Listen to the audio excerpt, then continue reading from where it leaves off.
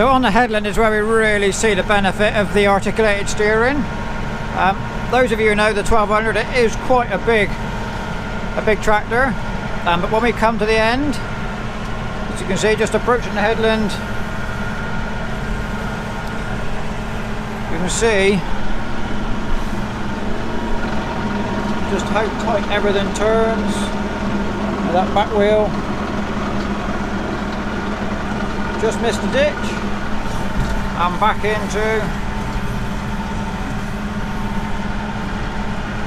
our line with quite a small headland. So because it bends in the middle, the wheels don't turn, the wheels kind of stay straight. We can put full lock on this soft ground and it doesn't scuff. If you did that, if you put full lock on a conventional tractor, either 2 or 4 wheel drive, the steering wheels would kick up the loose soil and leave little ridges. But this type of steering, you can go as tight as ever it will let you, and the wheels just follow one another, and you don't get any scuffing, and you still get nice tight turns, and it just works out well. And it makes me happy, because who wouldn't like to spend the afternoon on one of these? I think something's in a seagull there. Rather a lot of feathers. But there we are. There's no better way to spend the day than in one of these. And not everybody gets a chance. We're very lucky. Very lucky I bought this one when I did, because the value of them now has gone crazy. And today I just wouldn't be able to buy one. Simple as that. So I'm really lucky that I got this one when I did. And I've had some already, and if I had it coming up to 3 years, had a great deal of fun with it.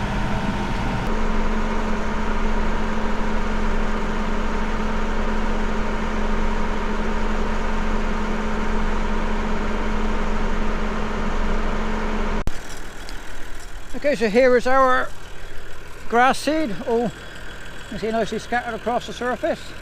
Little tiny one in there is clover. So what we do, so you can see this has been put in with a fertiliser spreader. You can see all the tractor runs, or the tractor marks. You can see they're very, very close together. Grass seed is so light and fluffy, it just doesn't travel. When the spinner throws it, it kind of falls off the end of the disc really. Our spreader will spread nitrogen, or fertiliser 12 metres. It spreads grass seed to about ½ metre. You can see by driving so close, it gets a nice even coverage right the way across. If you leave too much of a gap, if you drive too wide, it just doesn't get there. So we have got 8-foot flat roller. So this is water filled.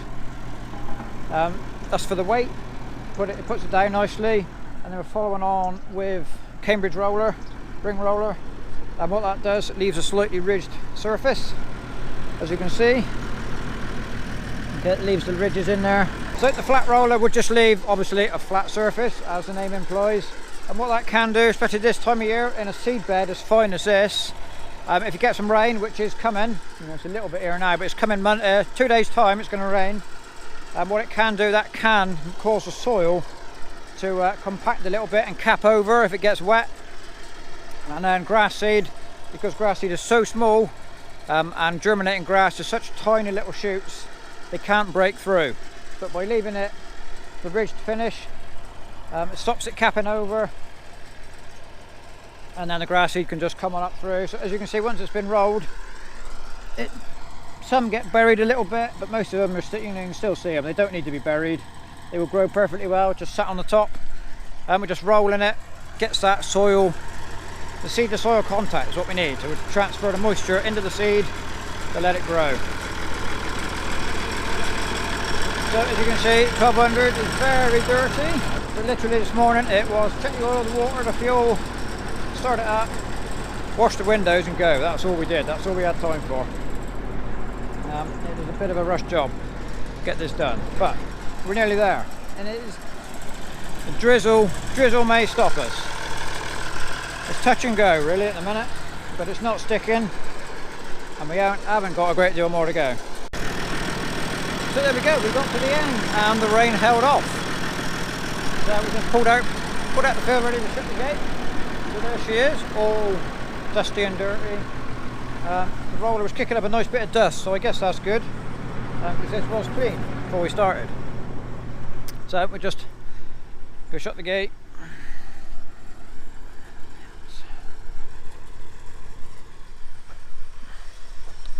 So there was our fully rolled,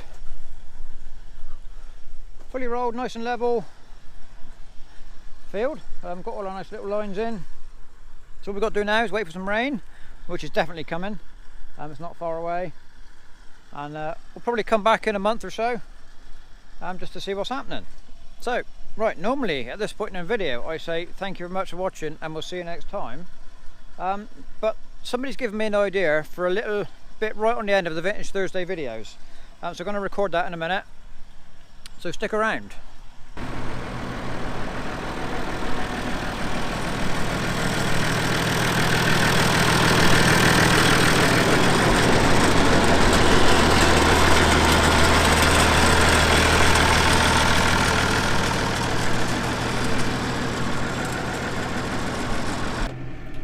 Right, so today we are going to launch a new little feature on Vintage Thursday.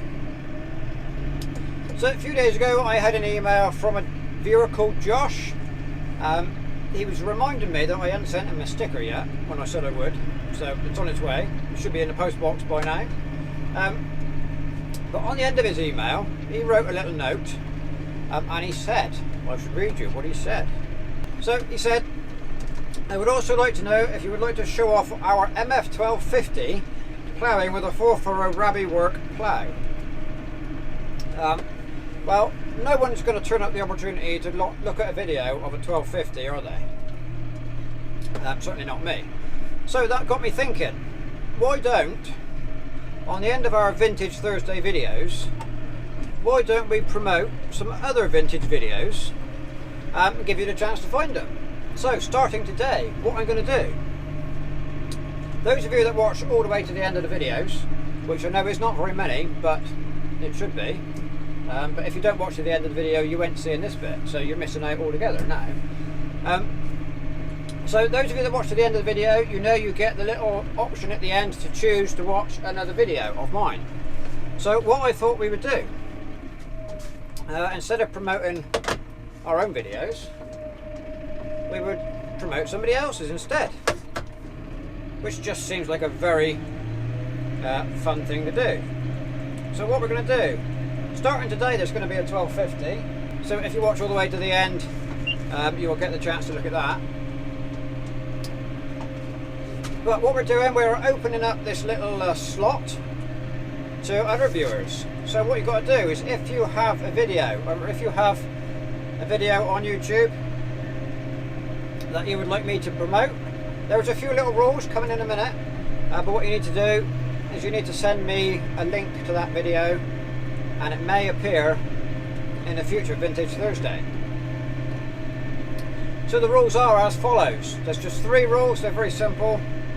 It has to be a YouTube video, or it has to be a publicly listed YouTube video, so that I can then put a link to the end of the so I can put a link to it at the end of this video, or the end of the Vintage Thursday video. So it's no good to send me a little snippet off your phone and say, can you do anything with this? Because I can't. You know, it has to be an already listed video for me to be able to link it in the end. So that's the first rule. It has to be a YouTube video.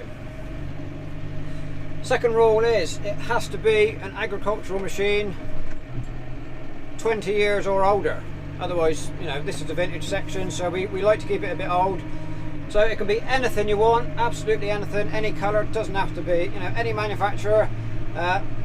Just has to be an agricultural machine. It can be a combine, a sprayer, a forager. Anything unusual is more likely to get on. Okay, so if you've got a nice 20-year-old combine or older, or forager or something working, the more unusual the better. We will even open it up to traction engines, because obviously they're agricultural, and I like steam engines, and it's my, it's my section, so I make up the rules.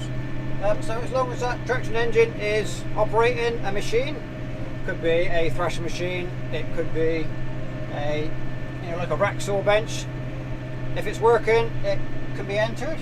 And rule number 3 is it has to be a video of something at work.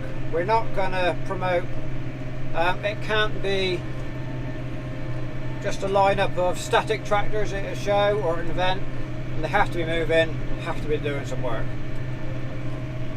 So that's the 3 rules. Priority will be given to, like today's entrant, or like today's, the guy that gave me the idea, he sent of, this is my, this is our tractor, do you want to see it, would you show it working? So priority gets given to, small channels or videos of your own machine that doesn't get many views. So if you've got a video that's got 100 views or something, send it in, and we'll try and get you some more views. And if you want, you can even make a video specially to feature on this, to appear in this feature. So all you've got to do is film a video of your tractor or something, if you're haymaking or edge cutting, or we're kind of at the wrong end of the year really for too much field work, for making videos specifically for this. But if you can think of a video to make, if you have the ability to subscribe and comment on videos, you have the ability to upload a video to YouTube. You already have an account. It's not difficult to do. All you have to do is get your video on and send me the link. Just one little tip: if you're making a video on your phone, we all carry them, hold it that way. When you're filming, it just looks better on YouTube than that way. So hold it that way, and you can make your any kind of video will turn out okay, because cameras on these nowadays perfectly good enough for making videos. So to enter this little section, all you have to do is email me. I will put the address down here. Send me an email with the link to the YouTube video, and keep watching, because yours may appear in the future. So because today's video has been our own 1200 working, it does seem kind of proper to start off with the 1250. So I know I'm going to point the wrong way. So one way is subscribe and one way is watch a new video. I think the videos are over there, I can't remember. So press that video, so go over there, watch the 1250, enter, if you want to enter this little section, send me a link in an email, and go and watch the video here.